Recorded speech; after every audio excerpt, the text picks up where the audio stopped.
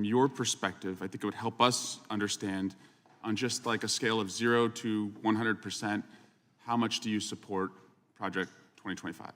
I think, like President Trump, I haven't looked all that deeply at Project 2025, but it seems that Democrats on this committee, sort of like Peter Pan and Tinkerbell, if they say Project 2025 enough, their presidential candidate becomes alive again.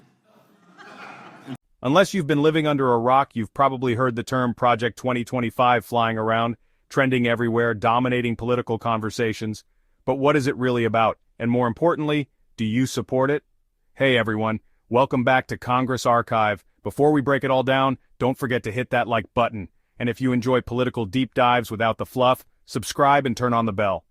Thank you for joining us today. I think it is important that you're here as one of the leading conservative voices in the country. And the country has, in the last couple weeks, talked a lot about and Googled Project 2025. It's one of the most Googled search terms right now. And you're not going to get any censorship from me. So I just wanted to know, from your perspective, I think it would help us understand on just like a scale of 0 to 100%, how much do you support Project 2025? I think, like President Trump, I haven't looked all that deeply at Project 2025, but it seems that Democrats on this committee, sort of like Peter Pan and Tinkerbell, if they say Project 2025 enough, their presidential candidate becomes alive again. And so, well, let's just talk about pieces of it, and I guess you can tell me if you support it. You probably want less bureaucracy, right?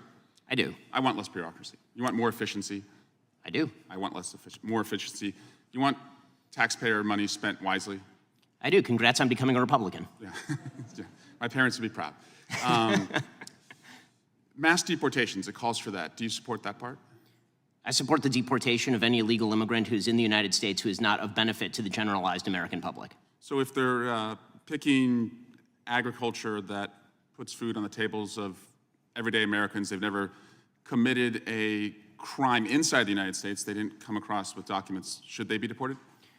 If they have not paid taxes and if their draw on the taxpayer benefits are larger than the contribution they are making to the economy, or if they're involved in criminal activity, they should be deported. How do we measure that? The same way that the IRS measures my income every year. It seems like if the IRS can track down every aspect of every receipt that I've ever submitted, and they can do so for hundreds of millions of other Americans, they can do that for illegal immigrants as well, except for the fact that no one knows how many are in the country thanks to this administration. So you would be cool with creating a system where they could pay those taxes if they wanted to and then stay and work and put food on our table? It depends on how long it would take for them to pay the taxes, and they would also have to go presumably to the back of the line, although I'm not sure why I'm testifying about immigration policy at this point. Project 2025 is a policy and governance blueprint put together by the conservative think tank Heritage Foundation. It's designed to prepare a future Republican administration, especially if Trump returns to office for day one governance. It covers everything from dismantling parts of the federal bureaucracy to shaping social policies in line with conservative values. But here's the thing. Most Americans on both sides only know about it through the headlines.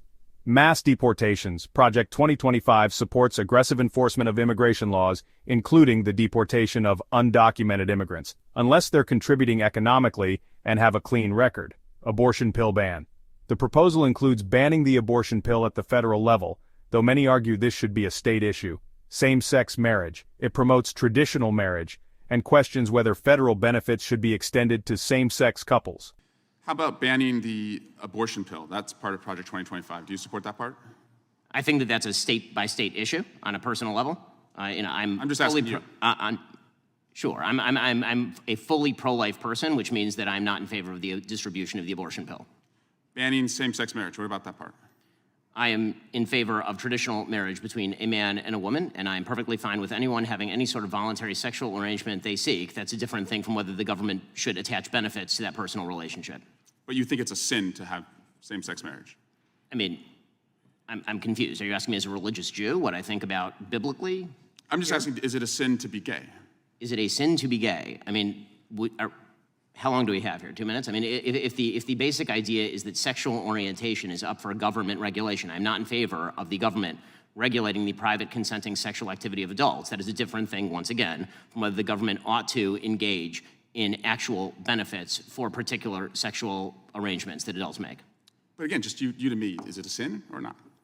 from a religious Jewish perspective, orientation is not a sin, but activity is. That's also the same perspective of most major religions, so far as I'm aware.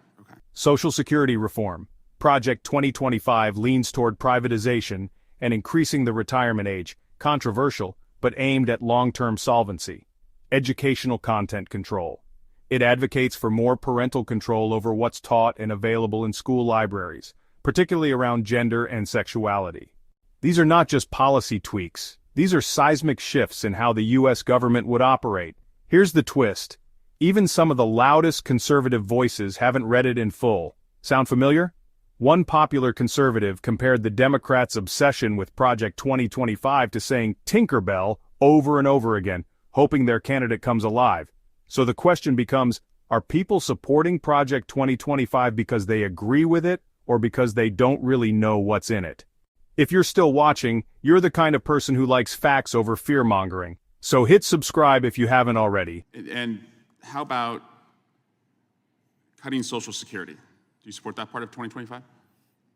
I'm not sure what Project 2025's position on Social Security is. I'm in favor of the restructuring of Social Security along the lines of privatization and lowering and increasing the retirement age, because you, as well as every other congressperson, knows Social Security is going to go bankrupt, and yet everyone seems to have an interest in lying about it for the next decade and a half until we have to take austerity measures or radically increase inflation or taxes. And bans against books about slavery. Do you support that part about? Why would I possibly be in favor of bans about books about slavery? That would be absolutely ridiculous. What I am in favor of is the idea that school libraries should be able to make decisions along the lines of what exactly is appropriate for, say, a 7th grader and whether they ought to be treated to cartoons and genderqueer. That's not quite the same thing.